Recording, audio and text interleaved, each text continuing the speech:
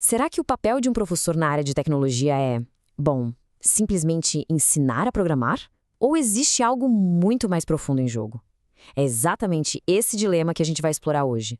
O mestre deve ser um instrutor ou um mediador? Essa frase aqui, dita por um personagem, um professor fictício chamado Quincas Borba, resume perfeitamente um dilema que está no coração do ensino técnico. Ele acredita que o trabalho dele tem um limite bem claro, uma fronteira que, na cabeça dele, não deve ser ultrapassada. E esse dilema tem tudo a ver com a identidade do educador técnico. Afinal, o papel é só transmitir habilidades ou tem algo mais em jogo? Especialmente quando a gente fala de áreas como análise e desenvolvimento de sistemas, que moldam tanto o nosso mundo. Para entender melhor, o professor Quincas Borba pensa que o trabalho dele é ensinar, estruturas de dados, com foco total na qualidade e na competência técnica. Na visão dele, os aspectos sociais ou morais do uso dessa tecnologia, bom, isso não é responsabilidade dele. É uma visão bem pragmática, mas que já levanta uma baita questão. E a pergunta crucial é essa aqui. A tecnologia pode ser mesmo neutra? E o ensino sobre ela pode se dar ao luxo de ser? Se a tecnologia é uma ferramenta que transforma a sociedade, como é que o ensino pode simplesmente ignorar esse impacto todo? Vamos então aprofundar no primeiro perfil que surge desse dilema. O professor que se vê como um instrutor neutro. É aquele que, assim como o nosso professor Quincas, acredita que existe uma separação total entre o que é técnico e o que é social. Essa abordagem é o que se chama de ideologia da neutralidade.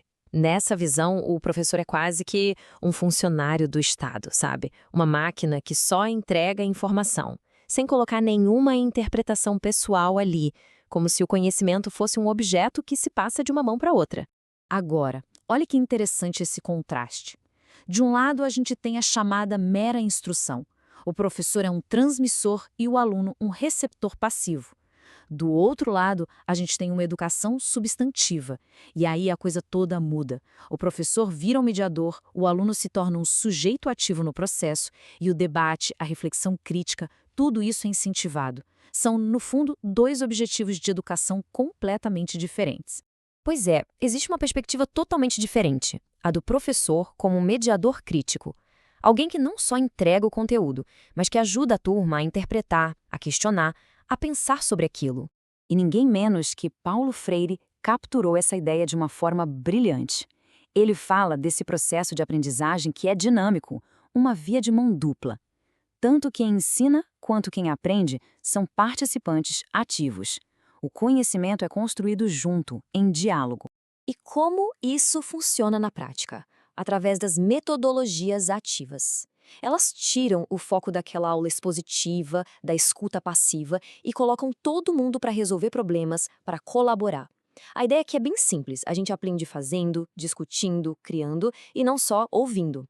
E este ponto é fundamental para entender por que essa visão crítica é tão vital em tecnologia.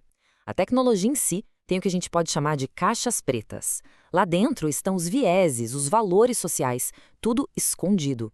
Uma abordagem puramente técnica ignora quem programou o algoritmo, com que intenção e, principalmente, quais as consequências sociais que ele pode gerar. Então, o ponto crucial é que, para uma área com tanto impacto quanto análise e desenvolvimento de sistemas, nenhum dos dois perfis, isoladamente, dá conta do recado. O que a gente precisa é de uma síntese, um equilíbrio entre a competência técnica e a consciência crítica. Uma educação moderna de verdade integra as habilidades técnicas com a reflexão ética. A gente vê isso em propostas de cursos como Ética na Informática. Nesses cursos, os futuros profissionais não aprendem só a programar, mas também a pensar sobre as consequências daquilo que eles estão programando. Isso tudo constrói um novo conjunto de competências para o mestre moderno, né?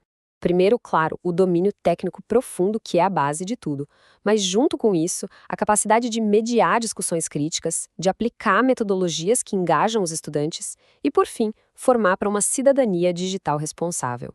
E isso nos traz a nossa consideração final, que talvez seja a mais importante de todas: que tipo de professor e, consequentemente, que tipo de profissional o futuro realmente precisa. Fica bem claro que a formação de quem ensina precisa ir muito além do instrumental. É fundamental incluir essas dimensões críticas, éticas, para que a educação tecnológica possa, de fato, cumprir sua função social, de formar cidadãos por completo. No fim das contas, a gente fica com essa pergunta provocadora sobre o grande propósito da educação técnica. Estamos formando pessoas para serem meros executores de tarefas ou para serem arquitetos conscientes da sociedade que ajudam a construir a cada linha de código? A resposta para essa pergunta vai definir o nosso futuro.